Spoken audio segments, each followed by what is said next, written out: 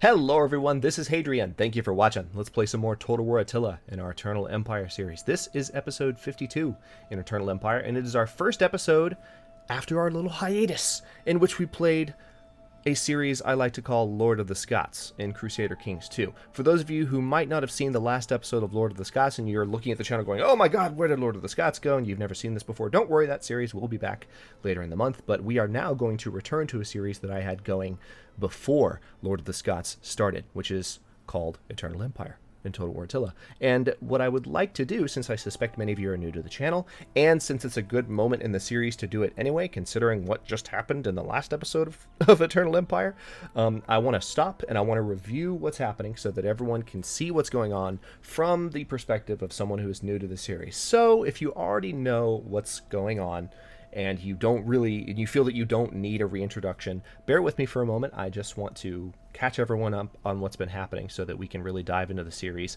as a group and I don't leave anyone behind. So I'm looking at this particular area of land because a monumental battle has just happened here. We have a Roman army here, and a Roman army there. There was one more Hunnic army there, and you can see a few more here and one there. It was 3-on-3 in this battle, and the game told me that I had a pretty good shot. I thought I had a pretty good shot. I built the armies to fight Hunnic hordes, and the reason this battle was such a big deal is this is our first engagement with the Huns. This is turn 149 of this series in a game called Total War Attila. We managed to go over 100 turns, halfway to 200, in fact. If you go between 100 and 200, halfway to 200, 3/4 of the way to 200, if you will. And we didn't even fight Attila until just now. Now, of course, we didn't actually fight Attila at all. Attila is... Where are you, Attila? Attila's right there. He's near Rhegium. This is, of course, in the Western Roman Empire's old territory. The Western Roman Empire has fallen. They don't exist anymore. The purpose of this series, for those of you who are completely new to it, is we are playing as the Eastern Roman Empire. And we are playing in an alternate history where the Emperor Arcadius, who is now dead, his son Eutropius Cantius Symmachus has taken the throne. Arcadius had a vision that Rome was to be restored to its former glory. We were going to restore the Roman military, we were going to restore the Roman gods and eliminate Christianity, which has happened. This is now a 39% Greco-Roman pagan empire, and the most powerful other influences are not even Christian. So we have really pushed Christianity out. And by the way, if you want to know, if you're a history buff like me and you want to know, well, I'm no history expert, but I love history. If you're a history buff like me, 432 AD is the year, and it is spring. So the goal of this series is to reestablish the Roman Empire, coming from the perspective of the East, and take all of this territory. And we've done a pretty good job. And one of the reasons we've been able to do a pretty good job is that we didn't have to fight Attila for the first 149 turns, and we finally just did. And this battle, oh my gosh, not to leave you hanging on the description of it for too long, go back and watch episode 51. It is stunning. The game thought I had a good chance, but by the end of it, I almost thought I was going to lose. And then some additional units came onto the field, and I do want to say, for those of you who never figured it out, I was not seeing things, or I was not seeing things, rather. Those units really did come onto the field after other units died. Apparently, Total War Attila, I've never noticed this, I don't know how, apparently Total War Attila does have a unit limit when it comes to the tactical battles, and if you've got huge numbers in a given battle, it'll only put so many of those units in the battle to start, but then as units die, you'll see additional units come onto the field. So what happened was I had really worn down the Huns, and my units had just gotten slaughtered. Again, if you go back and watch the huge formation that I built at the beginning of that battle, you can pretty much see bodies in formation because it just went that badly. It was rough. But then additional units came in, and I was able to use those brand new untested units that had not been part of the battle and were not tired at all to chase down the remaining Huns and really finish them off quickly. That's the reason I won the battle, but it wasn't a victory in terms of the number of men lost, and one of the ways you can tell that is our income. You might be looking at that if you've been following the series going, oh, look, you've got a great income now. Well, yeah, it's because we got our asses kicked in the last episode. So One of the first things I would like to do, actually, and I do want to review a little bit more, but just because this is such a high priority to me, these are some of the armies. We have Legio 8 Ferrata and then Legio 12 Fidelis. And they both, as you can see, they have the capacity for 20 units. This one's at 6, this one's at 14. This army's in pretty good shape, but what we're going to do is we're going to put both of them in rapid march mode. I think I originally kind of wanted to defend these cities and make sure that the Huns don't, attack them in the next turn, but that's just not the most important thing. The most important thing is that these armies are not defeated. So I'm going to move them back to Constantinopolis. I moved them back to Thracia, in fact. And in Thracia, I have really, really good recruitment capacity. So I am pretty confident that in the next turn, I could fully rebuild this army, and then a turn after that, it'll be ready to defend against any single Hunnic stacks that try to attack. And then this army could be fully rebuilt in another turn or so after that. Now, what happens with this army? Who knows? They can't go anywhere this turn, so I could very well lose this army. But again, wouldn't be the worst thing in the world, because I could just start a new army here, build it up relatively quickly, and then hopefully be able to defend against any Hunnic invasions from this direction. My hope is that I haven't just pissed off Attila, and that he leaves the Rhegium area and comes over here and starts doing damage.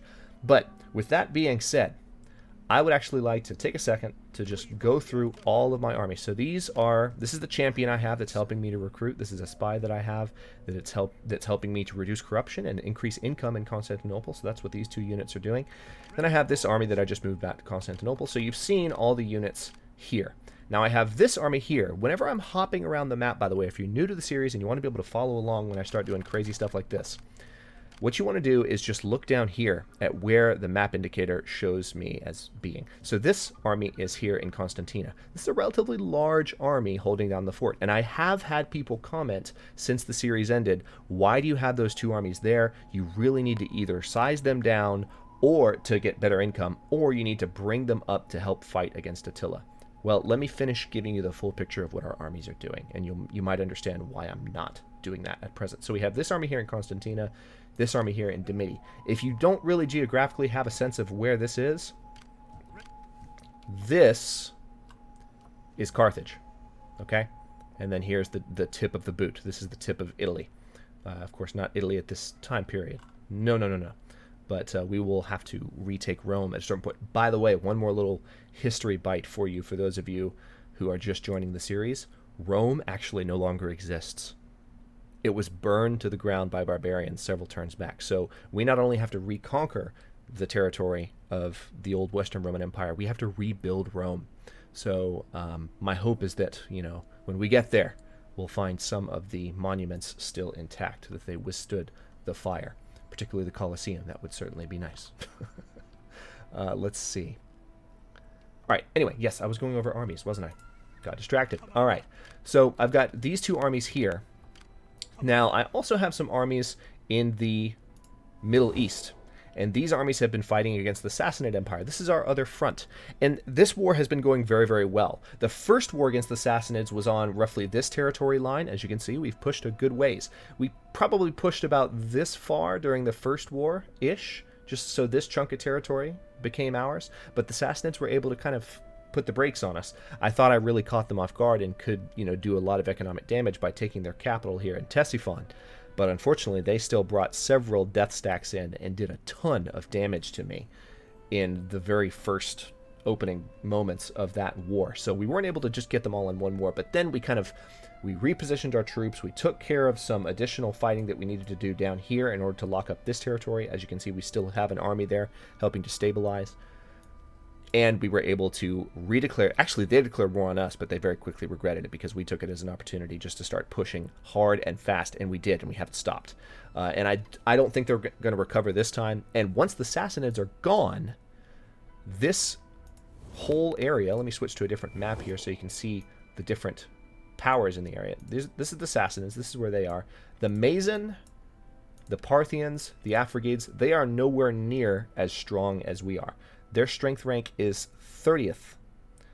Parthians are strength ranked 29th. The Sassanids are still 3rd. That just goes to show you, that's how weak the Sassanids are. They're still the 3rd strongest in the game. So we don't have another strong foe on the board aside from the Huns. Oh, wait. Holy crap. Oh, yeah, I forgot the Huns are even weaker than the Sassanids because the Suebians, or the Swabians, I go back and forth on how to pronounce that, are a major power over here. It's very rare to see, one of these factions gain this much land and hold it for as long as they have. But it's, yeah, it's been fun times. So as soon as we eliminate the Sassanids over here, all this is red because they hate us. But as soon as we eliminate the Sassanids over here, it will be very easy to kind of peel back some of the armies I have in the area. Let's switch back to this mode so you can see armies again. Probably 3 different armies. I would imagine these armies, actually. What I'm going to do is kind of move these guys this way slowly as territory needs to be stabilized as we conquer it. We already own this territory, of course, but we're still stabilizing it. It's going to take a couple of turns to do that. And then as soon as possible, you're going to see me pull armies out of this area and up towards this direction. Because if I haven't pointed this out already, one of our major issues at the moment is we are at our army cap. I can't build more armies until we gain more Imperium, and I'm not going to gain more Imperium for a long time. This is our current level. This is the next level at which we actually will get access to, I think, 4 more army slots, or at least 2 more. But, yeah. It's interesting, the situation we find ourselves in. So that's my review. If you are new to the series, I'm going to keep going with the episode, don't worry. But if you're new to the series and that didn't clarify everything, you want to know more, then feel free to either go back and start watching some of the early episodes and comment on those if you have questions, or just ask comments on this video and let me know what you think, let me know what you want to know, and I will do my best to fill in some blanks for you, and hopefully some of the other viewers will as well. And by the way, it will be easier for other viewers to see your questions and comments and help me answer your questions if you post them here. But you can post them wherever. You know, I read all the comments, so feel free to, go back and watch some of the early videos and ask questions there. So anyway, that is what's going on. I have no money left in my treasury. I have 16,000 income. Again, I have 16,000 income because I got my butt kicked. But we are gonna end the turn because there's nothing more I can do this turn. All right, Eutropius. All right. This is the Emperor. He gained some abilities. That's good at least. I can reduce corruption in his province, which will give us a little bit of extra income, and I can increase public order. You know what? I actually kind of want to. Yeah, I'm gonna increase the army recruitment capacity in his province by 1 turn. Actually, you know what? I'm gonna increase it by 2. That way, we'll be able to do even more recruiting in Constantinople sooner. And then we'll reduce corruption next time he levels up. Marcus Caecilius Tertus. He is a governor in Ctesiphon, actually. So we actually, just to take a second, this is the old capital of the Sassanids. As you can see, public order is finally about to be in the positive here in Ctesiphon, which is good. That means we're going to start getting a lot of income from them. But we installed a governor here in Ctesiphon, and he just needs additional instructions here. So I'm going to give him this patron ability, so he generates additional wealth from cultural buildings. Give us a little bit of a boost, not much. Actually, you know what? I'm not going to do that either, because I would rather get this public order boost down here so that Ctesiphon recovers a little bit faster. Also, he just got an authority boost from this skill, which gives us additional public order as well, because he went from level 4 to level 5. So this is actually a plus. Let's see. Yeah, this is actually a +3 public order boost for the Ctesiphon province, which is nice. As you can see, it's going to increase by 17 now, which is higher than it was a moment ago. So now I'm going to end the turn. And guys, cross fingers, cross toes, because Attila could, in response to what just happened, bring the full wrath of his armies to bear on this territory, which is relatively undefended at the moment. I think I've pulled my fighting armies, the ones that still have a chance to help with all this fighting, back far enough to where I don't have to worry about them quite to the same degree as I'm worrying about the territory at the moment. But we'll have to see that. All right, the Suebians are making the move right now. I'm only at war pretty much with the Huns and the Sassanids and the Sassanid satrapies. Okay, yeah, they're attacking that army. That doesn't surprise me. All right, we're going to hightail it. Men! Retreat! Okay, good. They ran to Spahan. Okay, they're still going to attack me. That's surprising. Crap. Yeah, this was an accident. Just to clarify how this happened and how they're able to now fight this army. Wow. Yeah, this is actually kind of bad. I marched this army out. Oh, there's some glitching in the road. That's wonderful. I marched this army out over this border not too long ago, like basically over these mountains, just to kind of use them as a scout, not expecting that I wouldn't be able to move them as far back as I thought I would. And so then the assassins were able to attack them. This is a pretty miserable battle chance, so I'm going to go ahead and just fight aggressively to the last man, and we're going to lose another army here, which sucks. But I don't think it really affects the grand scheme of things. I'm confident that I have enough armies in the area. It might be kind of good, actually, because this enables me to go ahead and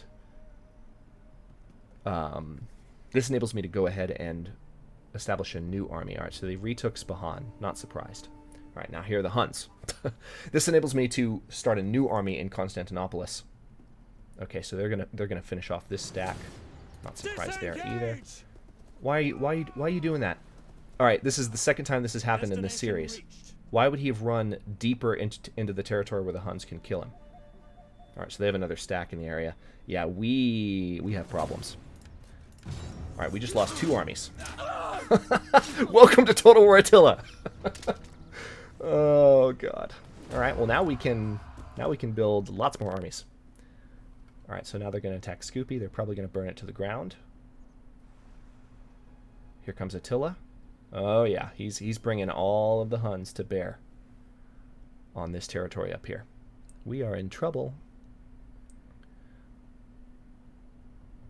It is good, believe it or not, that we just lost 2 armies, because that allows us to rebuild armies in safer territory nearby where they can help fight. We always remember No, I don't want an alliance with Western Roman separatists.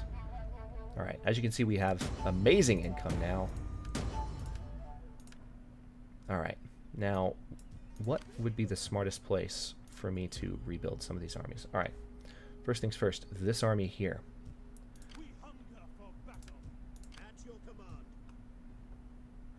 You know what? I'm going to go ahead and peel them all the way back to Constantinopolis, because I will still be able to recruit for them this turn. And at least if I have them close to Constantinopolis, then they can't get attacked in the next turn and die, basically. All right, so let's get some additional spearmen. And then, actually, you know what? This army needs to be more fully upgraded. Crap, I didn't think about that. This is risky. But I need to disband and basically build more. Yeah, these guys too. These legionary cavalry. I mean, I guess I'll keep the cavalry units, but crap. Like, all right, these Praetorian Lancers I'm probably going to use. These are shot cavalry. They have a much higher charge bonus. And higher health. They don't do as much melee damage, but they're good at just charging in and doing a ton of damage when they hit. So it's that charge bonus that you really want. That's why they're called shot cavalry. They're not good in sustained battle. They'll die quickly. Yeah, their melee defense is nothing compared to the Praetorian cavalry.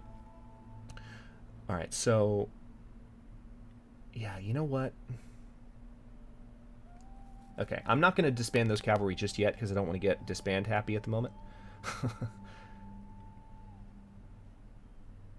Let's see. I'm looking at these crossbowmen. I haven't used crossbowmen yet in the series, but I'm thinking it's about time to start. Because I mean, these are the Huns.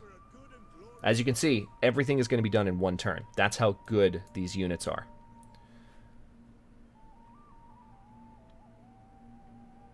Alright, so I guess what I'll do on top of that is I have room for more cavalry. Let me go ahead and build Praetorian cavalry. Well, actually, you know what? Since that's all I can do this turn, that's all I'm going to spend there. And I guess I will do one more army down here. The question is, where can I recruit down here? I can't remember if I've really set up any areas as recruiting centers. As a rule, I don't like to spend more money on recruiting than I have, really.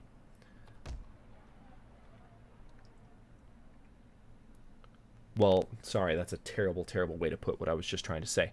I don't, of course, I don't like to spend more money on recruiting than I have, but what I mean is that I can only spend so much money recruiting each turn. I can only recruit so many units each turn. There, that's the thought I was trying to get. I can only recruit so many units each turn. So I'm not going to pay for units in this turn that will be recruited next turn. I'm going to pay for them one turn at a time. That way I can take some of this income for this turn and put it elsewhere because I have ridiculous amounts of money right now.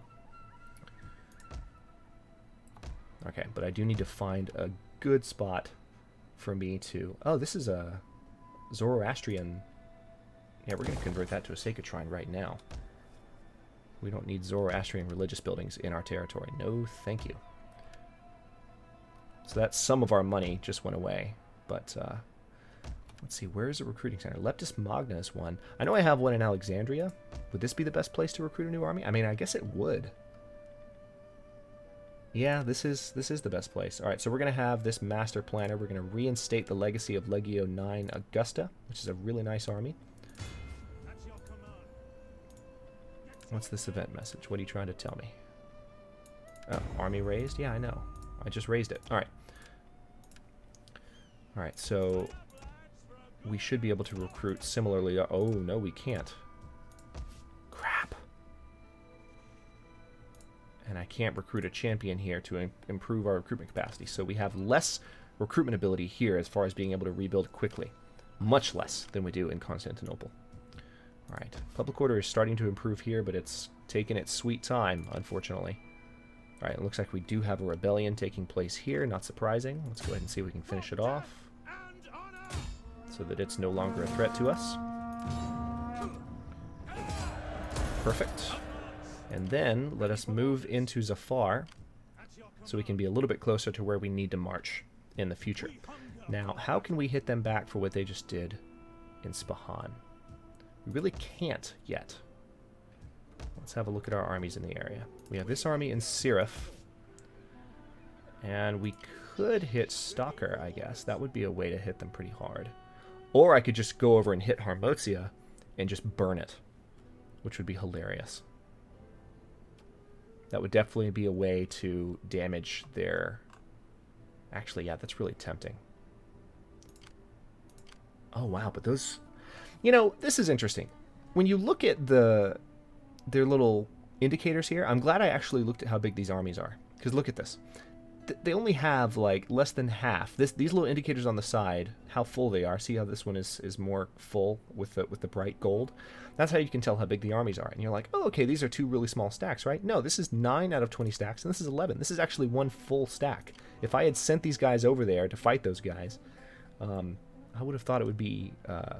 a lesser force. Alright, so...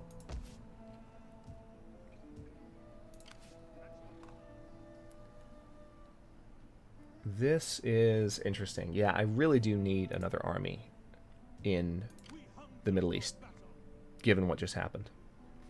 So let's take another look at what is nearby and where else I might be able to recruit. Because I don't think I can recruit my best units anywhere except Alexandria, because I built a Praetorian compound there. Yeah, I can't. Crap! Okay, well, we've got 6,000 money left. That means I can do some stuff otherwise, just to help public order improve in some of my other territories, which isn't the worst thing.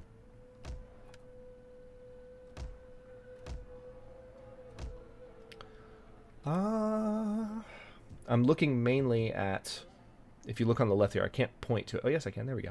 I'm looking mainly at my income and my food per turn and my public order as I go left to right here across the map. And it would seem that we have a food shortage here, and that's definitely going to affect public order going forward. So yeah, these sheep pens are not the best. I need to convert them to cattle herd, ideally, in order to produce more food. I can probably do that elsewhere as well. Yeah, this horse breeder. Yeah, see, I don't need a horse breeder. I need cattle farms. because that's what gives me additional food. So anywhere I have food shortages, you're going to see me try and make that conversion. Ctesiphon needs to be converted to a full-fledged Roman city, but I can't do it just yet. Alright, those have already been converted. Oh, there is not a sanitation building here, is there? Oh yeah, there's this wind catcher. Alright, so we're going to build a reservoir instead, because they have sanitation issues in this province. Now we're almost out of gold. Yay! This is going to be so much fun next couple of turns. This is going to be painful to watch. It's going to be a crazy couple of episodes. We're not going to be able to do much to stop the Hunnic advance because we don't have the armies in the area to do it. So it's going to be kind of like what I warned you about in the beginning of the series, with it being so painful to watch. I mean, the beginning was rough, but because we weren't fighting against Attila, because we made peace with the Huns, we were actually kind of okay. Not anymore. Definitely not anymore. All right, so here, yeah, I want to do some building in areas where I know some help is needed. This weaver is really, really good for income, so I want to leave that be. Yeah, it's too expensive to upgrade that. This weaver, again, I want to leave those. Gardens are helping public order there. Infantry quarters. Yeah, I can go ahead and break some of these buildings down. All right, and this is the Marib Dam, which gives us an awesome fertility bonus in this region. So this is actually, despite the food issues we're having with the period of famine and this era, this province is actually good. It has level 5 fertility. Well, right now, actually, it's base fertility -1, climate +1, climate -2, so that's -1. So it's actually level 4 fertility altogether. So yeah, it's awesome. And it's really unusual to have fertility that good. Of course, climate change will continue to knock it down, but what do we have here? Oh, we have a smallpox issue here. All right, so this is actually providing sanitation. Not as good as it. I don't like this. I don't have the money to change that, so I can't really deal with the smallpox problem there. Hopefully it doesn't become too much of an issue elsewhere. Yeah, all of these buildings are... The reason this indicator is showing up is they are not our culture. This is our culture. This is a Roman... This is a column of the divine in Susa, which I find hilarious.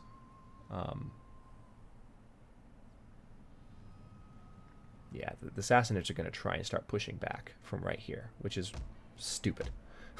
They shouldn't be strong enough to push back at this point, but they're going to try because they're stubborn.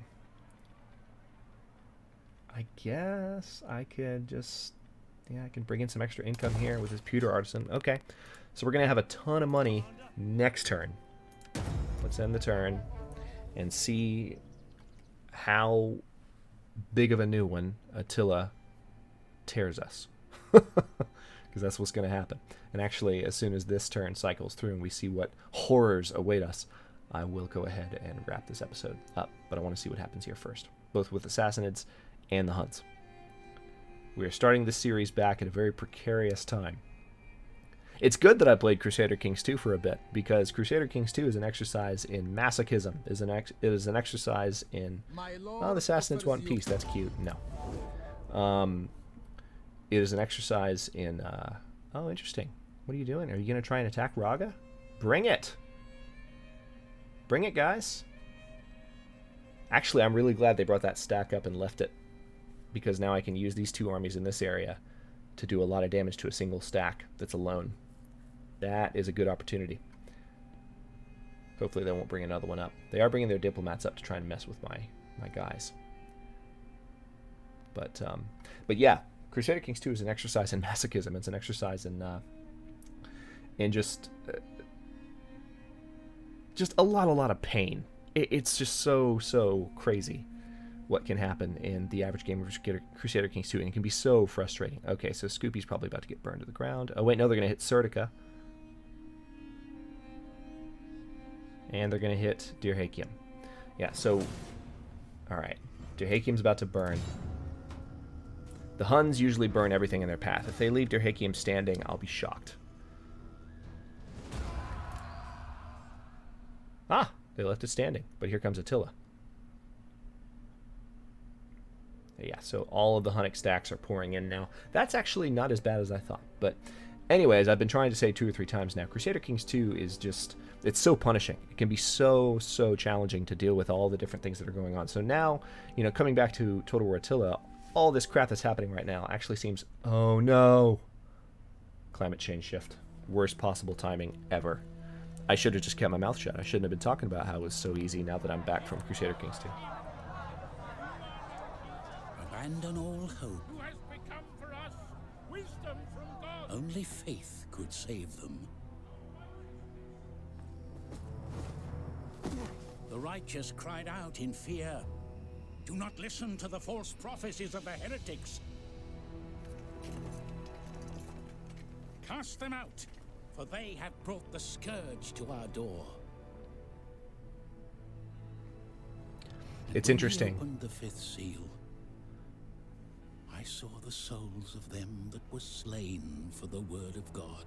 This narrative is actually perfect for the story that we're telling with this series. It's perfect, it fits, but the imagery doesn't. This guy has a cross in his hand because it's supposed to be, this is supposed to be the other way around, like the Christians finishing off the heretics. But in our case, we're turning it the other way around. So the visuals don't match up, but the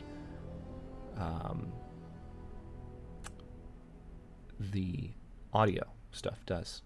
The narration does. Okay. So we got some extra money, which is good. Serdica's under siege. Okay, yeah. Got some extra money because we got through that phase of history. So now let's go ahead and do some additional training. I want to have Praetorian Cavalry here. I am going to go ahead and disband these Legionary Cavalry because I know I'm not going to use them. Hopefully I won't regret that decision.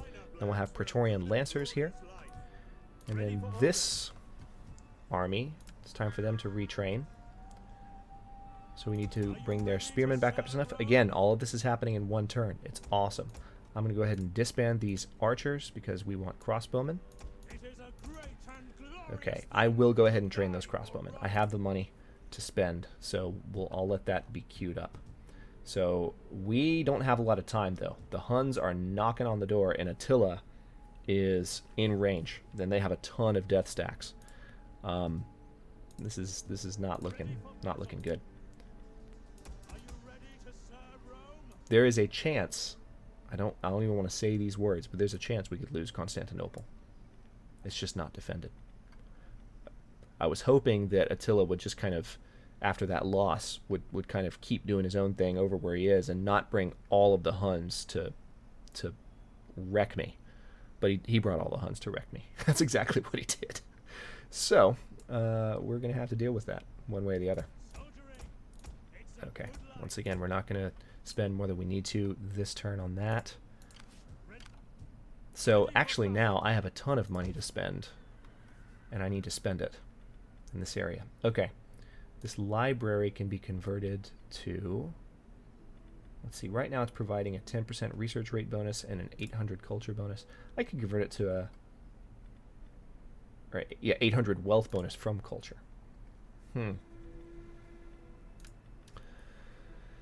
Well, I know I said I was going to end the turn, but I want to spend this money real quick. I know I said I was going to end the episode, rather. I feel like I've forgotten how to talk about Total War Attila. We'll get back to it. Yeah, well, tell you what. This episode has run for 33 minutes, and I don't want to take any more time. It's going to take a second to really make the decision wisely with this 20,000 gold, so I'll do that in the next episode. I didn't want to return to the series with a short one for you guys. I wanted to give you a little bit of extra length, so I hope you enjoyed it, even though things are looking pretty grim at the moment for our home territory. We need to build up those armies quickly, but hopefully we will do so in the next couple of turns. We'll see how it goes. Thanks very much for watching. If you enjoyed, don't forget to like the video and subscribe to the channel if you're not already. I upload new episodes in Eternal Empire every day at noon Eastern Daylight Time, which is GMT -4 for those of you not in the States, and comments are always welcome, especially for those of you who have joined while I was playing another series, for instance, Crusader Kings 2, Lord of the Scots, in this slot. Let me know what you think, and I'll see you in a bit.